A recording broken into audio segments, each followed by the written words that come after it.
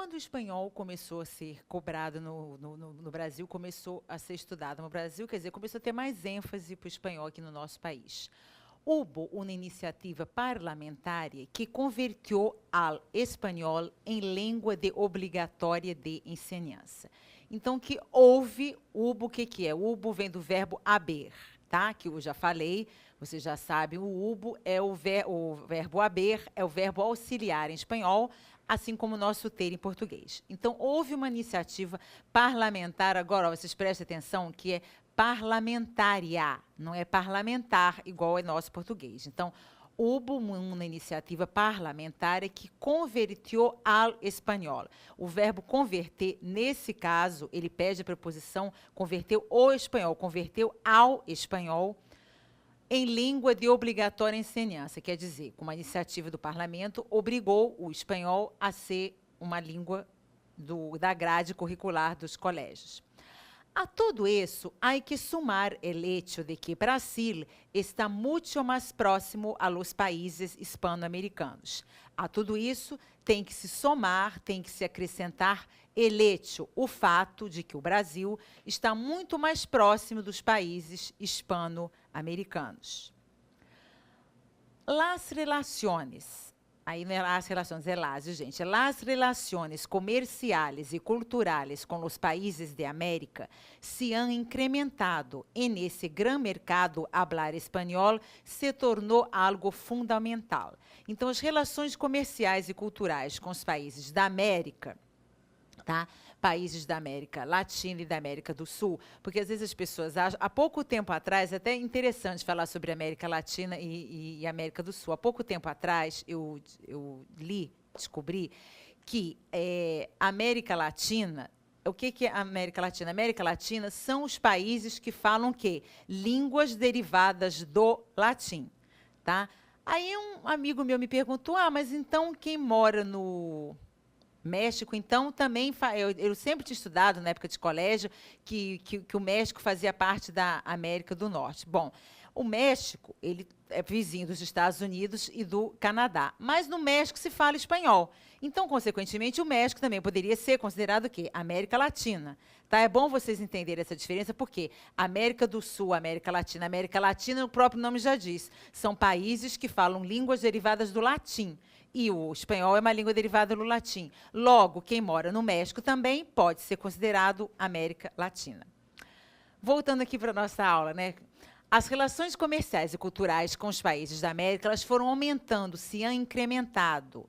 Eu traduzi foram se incrementando em vez de tem incrementado. Porque lembram que eu falei há uns slides atrás que han incrementado é o pretérito perfeito do espanhol? É um pretérito, é um passado que é recente, né? Aquele passado antigo, né? É um passado recente. Então, se usa em espanhol, que é o pretérito perfeito. Eu traduzi por se incrementaram. Outros podem traduzir por tem se incrementado, mas como isso não é muito comum falar essa tradução na língua portuguesa, você já sabe que o significado é este, tá? É o pretérito perfeito, uma coisa mais recente. Então, essas relações, elas têm aumentado e nesse grande mercado, hablar espanhol se tornou algo fundamental. É muito importante nos dias de hoje a pessoa, além de saber inglês também, ou outras línguas, francês, italiano, chinês, é muito importante também as pessoas saberem espanhol, porque o espanhol está sendo muito cobrado, o espanhol está em voga atualmente. E qual que é a perspectiva para a língua espanhola? Se estima que para o ano 2050, os hablantes de espanhol alcancem os 550 milhões. Então, espera-se, né, estima-se que para o ano de 2050, as pessoas que falam espanhol alcancem 550 milhões. A proporção de hablantes de chino e inglês descenderá por razões demográficas, mientras o espanhol, o hindú e o árabe seguirão experimentando um crescimento relativo. Então, a proporção de falantes de chinês, que é o chino, e o inglês, ela cairá, ela diminuirá por razões demográficas. Vamos riscar aí o mientras.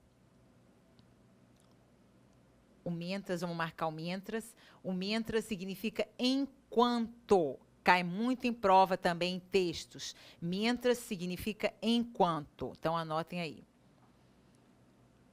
Então, a proporção de falantes de chinês, inglês e da língua inglesa cairá por razões demográficas, enquanto o espanhol, o hindu e o árabe continuarão experimentando um crescimento relativo, tá? O verbo seguirão pode ser traduzido por seguirão mesmo ou por continuarão. Dentro de 3 ou 4 generaciones, el 10% de la población mundial se entenderá em espanhol. Então, dentro de 3 ou 4 gerações, 10% da população mundial se entenderá em espanhol. Vamos marcar o ela aí antes do 10%. Eu vou dizer por quê. Vamos marcar o el antes do 10%, porque geralmente, em porcentagem em espanhol, se usa o el ou se usa um. Deixa eu escrever aqui. Geralmente, antes de porcentagem em espanhol, a gente usa el ou se usa um.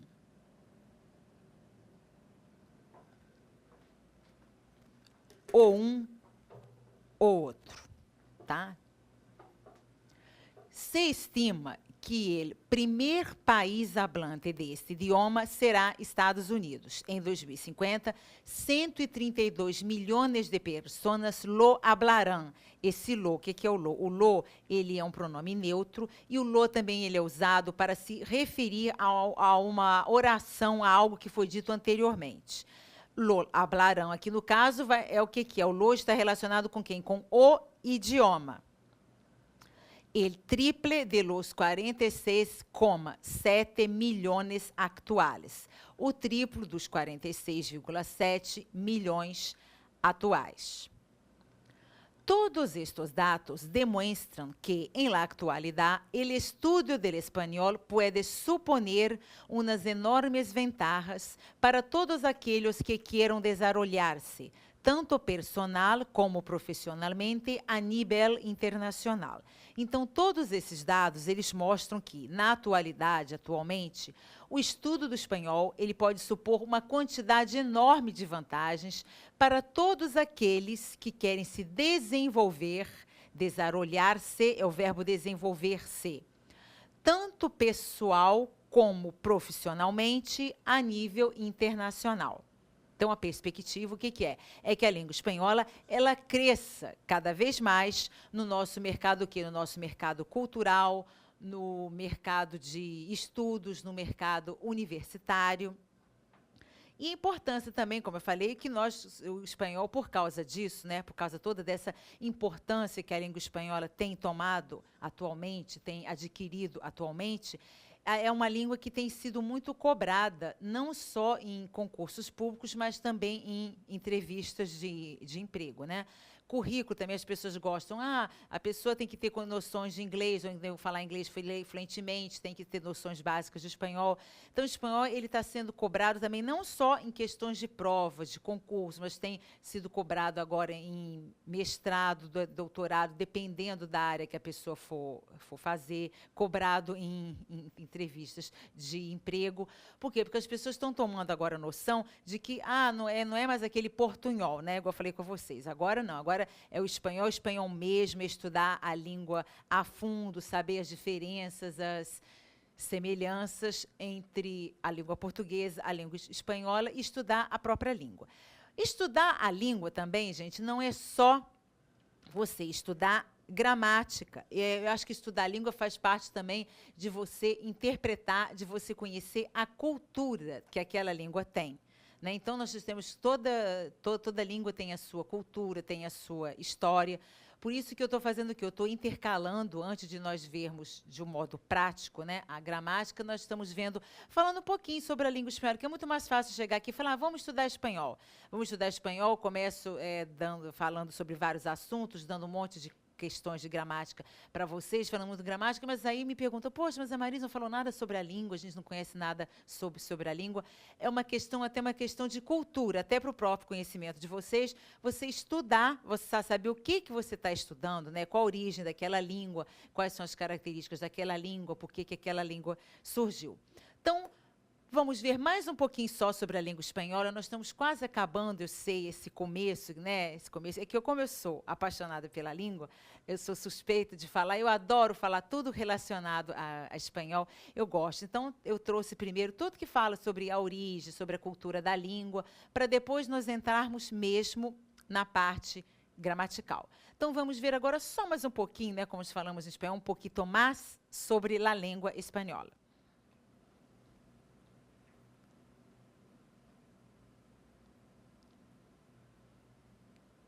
Essa não sou eu não, viu, gente? Por que estudar espanhol?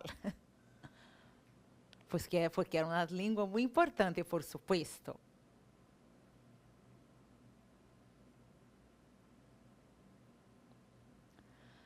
¿Te gusta viajar e conhecer novos lugares? Como o espanhol é falado em vários países, não faltarão oportunidades de conversar nesta língua. Então, você gosta de viajar, de conhecer novos lugares? Como o espanhol é falado em vários países, eu espero, né, que não falte oportunidades para vocês de falar nessa língua, principalmente agora. Vocês têm que pôr atenção que agora, com a Copa do Mundo, com as Olimpíadas, né, claro que os nossos irmãos, os países vizinhos nossos, que falam língua espanhola, claro que todos virão aqui, além de outros países do mundo todo, da Europa, os próprios espanhóis.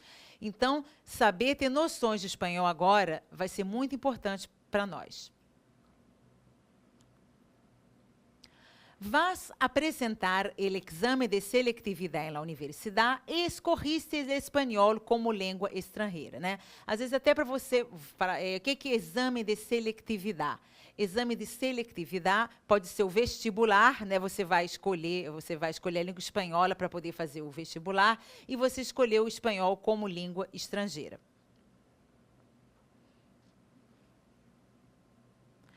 Te gusta a língua e queres hablarla bem. Cada tem um motivo para querer estudar espanhol. No nosso caso, no caso de vocês, embora eu saiba que eu recebo alguns e-mails de alunos falando que depois que começaram a assistir as videoaulas, estão se interessando até por estudar espanhol, depois que passaram nos concursos vão estudar espanhol, né? Mas é bom também porque cada tem um motivo para estudar a língua. O motivo de vocês agora principal, o que é? É se preparar para os concursos públicos, tendo escolhido o espanhol como língua estrangeira. E é por isso que nós todos estamos aqui, eu e vocês. E a equipe do EVP também.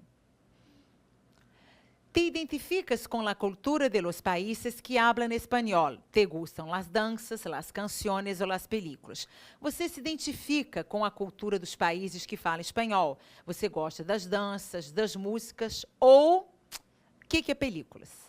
Películas são filmes, tá? Filmes de cinema. Então, películas são filmes. Nesse texto aqui, o que nós podemos prestar atenção, o que nós podemos reparar? Que foi usado o te ou tu. A diferença é a seguinte, vamos parar por aqui para eu escrever. O tu...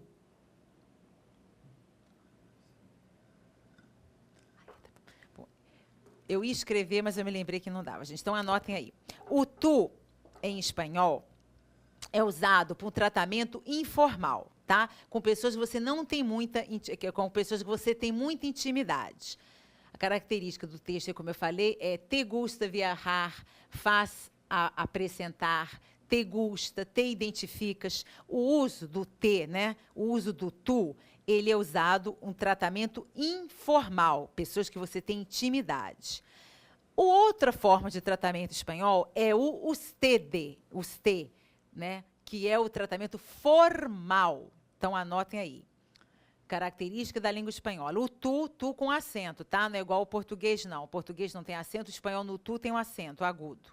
Então, tu, em espanhol, é usado para o tratamento informal. Pessoas que você tem intimidade. O usted, com D mudo, que é o usted, que depois nós vamos ver nas aulas de gramática propriamente ditas, o usted significa você, o senhor, a senhora, é o tratamento formal.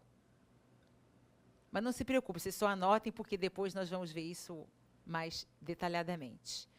Bueno, vou ter que parar por aqui, pero espero ustedes na próxima classe. Não percam, hein? Hasta la vista.